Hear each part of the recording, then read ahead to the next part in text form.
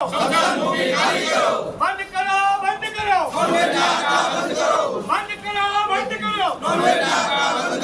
खाली करो खाली करो स्मशान भूमि खाली करो खाली करो खाली करो स्मशान भूमि खाली करो। માંડવીમાં હિન્દુ સ્મશાન ભૂમિ અને નોનવેજ હાડકા વિરુદ્ધ હિન્દુ સમાજો દ્વારા આવેદનપત્ર આપી રજૂઆત કરાઈ। માંડવીના દરિયા કિનારે હિન્દુ સ્મશાન આજુબાજુ ઊભા થયેલા દબાણો હટાવવા અને માંડવીના જાહેર રસ્તાઓ પર ગેરકાયદેસર રીતે વેચાતા માંસ મટનના હાડકા બંધ કરાવવા તંત્રને આવેદનપત્ર અપાયું। માંડવી નગરપાલિકાના પ્રમુખે નોનવેજના હાડકા બંધ કરવાની બાંહેધરી આપી। હિન્દુ યુવા સંગઠનના અધ્યક્ષ રઘુવીરસિંહ જાડેજા કાર્યકરો સાથે સમસ્ત હિન્દુ સમાજ માંડવી નગરપાલિકા અને માંડવી મામલતદારને આવેદનપત્ર આપવા જોડાયું હતું। માંડવીના સનાતન હિન્દુ સમાજે માંડવીની જે સ્મશાન ભૂમિ છે દરિયા કિનારે આવેલી એના ઉપર થયેલા દબાણો અને માંડવીમાં અવૈધ રીતે વેચાતા નોનવેજને બંધ કરવા માટે આવેદનપત્ર આપ્યું છે। આ આવેદનપત્રમાં 30 થી 32 સમાજોએ પોતાના લેટર પેડ ઉપર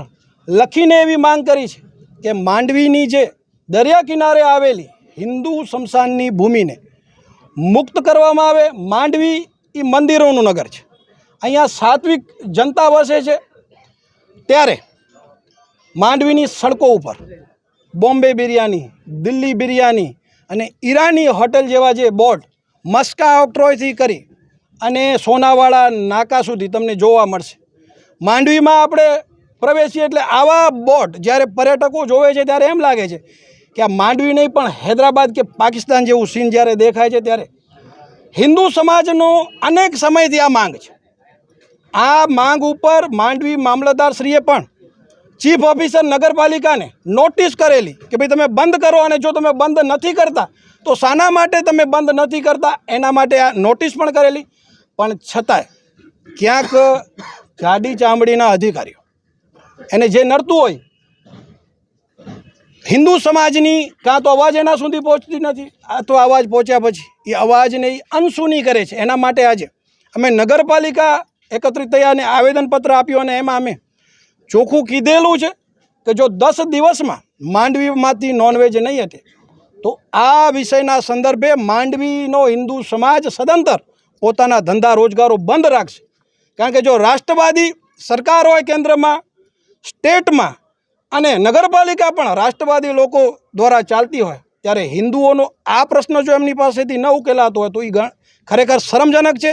અને બીજો પ્રશ્ન જે સ્મશાનનો છે માંડવી દરિયા કિનારે આવેલો કે ત્યાં અત્યારે એક ટેન્ટ સિટી આવી છે, અધૂરામાં પૂરું। પહેલાં પણ આ સ્મશાન દબાણોથી ઘેરાયેલું હતું, અધૂરામાં પૂરું, આગળ જ ટેન્ટ સિટી મૂકી છે। ત્યારે પર્યટન ઉદ્યોગ આવકાર્ય છે, પણ પર્યટન ઉદ્યોગની આડમાં હિન્દુ સ્મશાનની ભૂમિ ઉપર જે રીતે માંડવીમાં કબજો થઈ રહ્યો છે આ સંદર્ભે પણ અમે આજે આવેદનપત્ર આપ્યું છે મામલતદારશ્રીને પણ અને માંડવી નગરપાલિકાને પણ। કારણ કે જ્યારે કોઈ હિન્દુ સ્વજન એક્સપાયર થાય છે, એનું મૃત્યુ થાય છે, ત્યારે રવિવાર જેવા દિવસે કે તહેવારોના દિવસે બીચ ઉપર એવો માહોલ હોય છે, એટલા બધા પર્યટકો હોય છે કે સ્મશાન ગૃહ સુધી મૃત વ્યક્તિને પહોંચાડવું એ જ મોટો વિષય બની જાય છે। 2-2 કલાક સુધી લાશ સાથે એના સ્વજનો ઊભા હોય છે પણ એને જગ્યા નથી મળતી। ત્યારે આવા પ્રશ્નને લઈને કે ભાઈ જે સ્મશાન ભૂમિ છે એને દબાણથી મુક્ત કરવામાં આવે, એના માટે અલગ રસ્તો ઊભો કરવામાં આવે, અને જે બાળ સ્મશાન છે એ બાળ સ્મશાનને પણ ફેન્સિંગ કરી અને હિન્દુ સ્મશાનને લીગલી કાયદેસર સરકારી ચોપડે ચડાવવામાં આવે।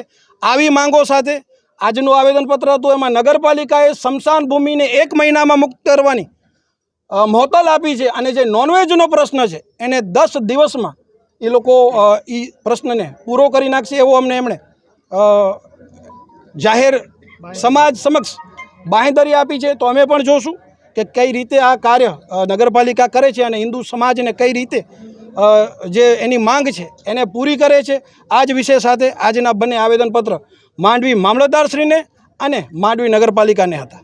સનાતન હિન્દુ સમાજ દ્વારા મામલતદાર કચેરી અને નગરપાલિકામાં આવેદનપત્ર આપવામાં આવ્યા છે। જે આપણે હિન્દુ સ્મશાન ભૂમિ છે એ દબાણ મુક્ત થાય અને જે નોનવેજના આટલાઓ ચારે બાજુ છે એ ઇલીગલી છે અને એને હટાવવામાં આવે એ સંદર્ભે સમસ્ત સનાતન હિન્દુ સમાજે આવેદનપત્ર આપેલા છે. અને જે સ્મશાનની વાત કરીએ તો એ પ્રશ્ન આજે ઘણા વર્ષોથી હરેક હિન્દુ સંગઠનોએ અને હરેક હિન્દુ સમાજના પ્રમુખોએ વારંવાર રજૂઆત નગરપાલિકામાં કરેલી જ છે કે સ્મશાન મુક્ત થાય, દબાણ મુક્ત. અને જે હિન્દુ સમાજ છે એને દરિયા કિનારા ઉપર આજે એટલા માટે એ લોકોને જેને કહીએ આપણે કે અગ્નિદાન દે છે કે આપમેળે એની અસ્થિઓનું વિસર્જન દરિયામાં થઈ જાય. એટલે હિન્દુ સમાજનો આગ્રહ એ જ હોય છે કે દરિયા કિનારા ઉપર અગ્નિદાન દેવામાં આવે. અને એના માટે કરીને કિનારા સુધીનો જે દરિયાનો ભાગ છે એ ફેન્સિંગથી કોર્ડન કરવામાં આવે એવી નગરપાલિકાને અમે રજૂઆત કરેલી છે સમસ્ત સનાતન હિન્દુ સમાજે, અને મામલતદારશ્રીને પણ રજૂઆત કરેલી છે.